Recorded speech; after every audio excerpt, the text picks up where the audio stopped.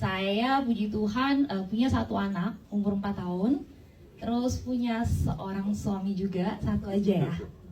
Terus puji Tuhan suami saya berkecukupan sampai hari ini. Saya punya kendaraan yang cukup oke, rumah yang cukup oke. Tapi tetap saya punya prinsip, walaupun keadaan cukup nyaman ya.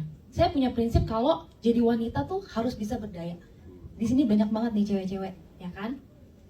Kenapa? Karena suami itu punya kemungkinan kalau enggak, amit-amit ya, dipanggil Tuhan. Bener apa benar? Benar. Atau kalau enggak mungkin dipanggil perempuan lain.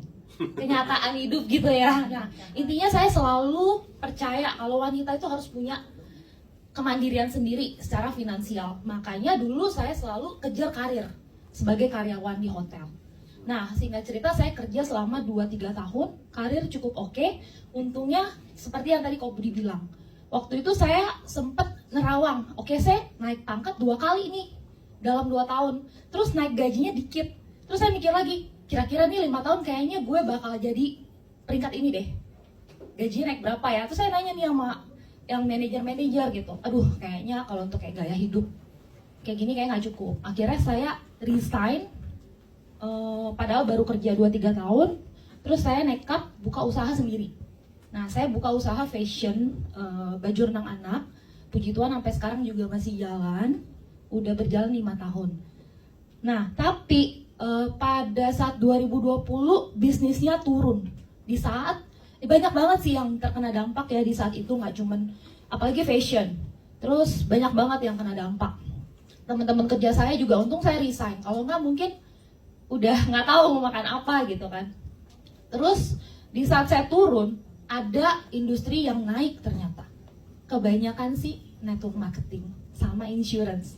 Nah, saya punya pengalaman buruk sebelumnya sama network marketing. Jujur saya pernah bilang sama diri saya sendiri, saya nggak bakal nyentuh lagi network marketing. Tapi di saat itu yang naik justru itu.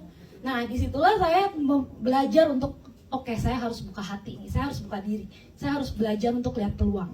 Nah, di saat itu saya mulai cari-cari, mulai banyak juga sih yang nawarin memang. Nah, di saat itu saya nggak langsung terjun, karena saya memang begitu perfeksionis, saya sampai kayaknya nggak ada yang cocok. Akhirnya ketemulah sama FC ini juga bukan orang pertama yang ngajakin, sampai ada 5 orangan lah yang ngajakin. Gitu. Jadi teman-teman, saya masuk ke sini, saya udah telusuri semuanya karena saya bandingin sama berbagai company, berbagai produk. Jadi kita udah bener-bener ada di kendaraan yang tepat. Terus kenapa sih network marketing? Karena saya sebagai ibu rumah tangga, waktu dulu saya nggak punya banyak waktu sama orang tua saya. Jadi ketika saya punya anak, saya pengen 5 tahun pertama itu saya harus punya banyak waktu buat anak saya. Gitu. Kalau saya cari bisnis yang harus bikin saya sibuk banget, atau saya mungkin kerja lagi di kantoran, saya nggak bisa punya waktu sama anak saya. Nah, sedangkan di network marketing, walaupun saya punya waktu 2-3 jam aja sehari, saya tetap bisa. Mungkin Ko Budi pernah lihat ya, saya kalau table talk tuh bawa anak, atau nggak pernah kayak Lope bawa anak. Gitu. Kenapa? Saya masih mau spend waktu sama anak saya. Buktinya, walaupun saya mungkin peringkatnya masih kecil gitu, tapi 2-3 jam yang saya lakuin tuh tetap nyampe, walaupun saya pelan. Nggak apa-apa, yang penting at the end kan kita udah tahu ujungnya gimana. Gitu. Jadi teman-teman yang belum gabung, buka lagi hati kalian, bener-bener pastiin kalian gabung karena ini udah kendaraan yang tepat banget. Itu aja sharing dari aku, thank you. Oke, terima kasih. Sehari-hari itu apapun bisa terjadi loh. Contohnya ada kerusakan di dalam salah satu organ kita. Nah, organ kita akan mengirimkan senyawa khusus yang akan dikirim ke sumsum tulang kita, di mana di situ tempat berkumpulnya stem cell. Pembawa pesan itu akan terus mengalir bersamaan dengan stem cell yang dikirim oleh sumsum tulang kita. Dia akan beregenerasi, membelah diri makin banyak. Nah, ketika tiba di tempat yang dituju, senyawa itu akan memberikan informasi bahwa ada kerusakan. Nah, di sini akan terlihat bahwa stem cell mengalir ke setiap pembuluh darah kita, dan ketika ada signal itu muncul, dia akan merapat ke sel yang rusak. Nah, senyawa itu SDF1 namanya. Nah, nanti di jaringan yang rusak dia akan manggil, stem cell akan keluar sendiri sebetulnya.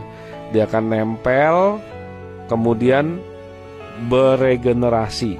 supaya makin banyak sel-sel baru. Nah, di sini fungsinya adalah memperbaiki struktur jaringan yang rusak di dalam tubuh kita. Hebat kan? Tuhan udah kasih kita ini sebetulnya. Jadi kita bisa recovery kerusakan-kerusakan organ kita. Cuma caranya kita harus kasih makan stem cell kita dengan nutrisi yang berkualitas, sehingga perbaikan itu akan terjadi. Nah, kalau setiap organ diperbaiki, maka tubuh kita akan kembali optimal dan sehat lagi.